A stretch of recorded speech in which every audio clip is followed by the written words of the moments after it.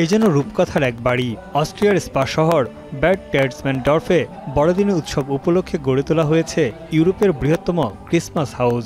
Austrian পরিবার তাদের নিজের বাড়িকে পরিণত করেছেন ক্রিসমাসের এক আশ্চর্য ভূমিতে। 10 লাখ ক্রিসমাস লাইট ও 250-এর বেশি বিভিন্ন প্রতিকৃতি দিয়ে সাজিয়েছেন তাদের প্রায় 1.5 একরের এই বাড়ি।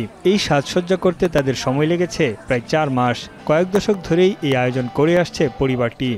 Europas größtes Weihnachtshaus mit knapp 1 Million Lämpchen und über 250 aufblasbaren Weihnachtsfiguren hier auf einem Areal von 5000 Quadratmeter in Bad Tatzmannsdorf. অভিনব এই ক্রিসমাস হাউস দেখতে প্রতি বছর ভিড় জমান হাজারো মানুষ। তাদের কাছ থেকে নেওয়া হয় না কোনো ধরনের প্রবেশ মূল্য, তবে বেশ কয়েকটি দাতব্য প্রতিষ্ঠান থেকে তারা অনুদান পান। সম্প্রতি এই কাজের জন্য তারা 3.5 লাখ ইউরো অনুদান পেয়েছেন। আগামী 6 জানুয়ারি পর্যন্ত চলবে এই প্রদর্শনী।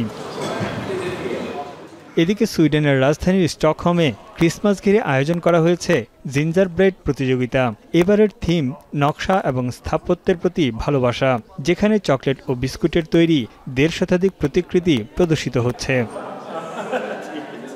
Taj Mahal, Eiffel tower, Titanic, Labubu পুতুল সহ প্যারিসের লুভ মিউজিয়ামের চুরির ঘটনাও ঠাঁই পেয়েছে জিঞ্জার ব্রেড প্রতিযোগিতায়। So everyone that wants to, they can make a gingerbread house and they can place it here and we make an exhibition out of it.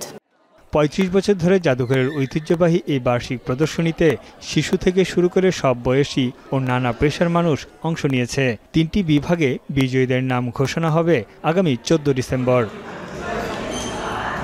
Tanvir জানি, এখন বিশ্ব।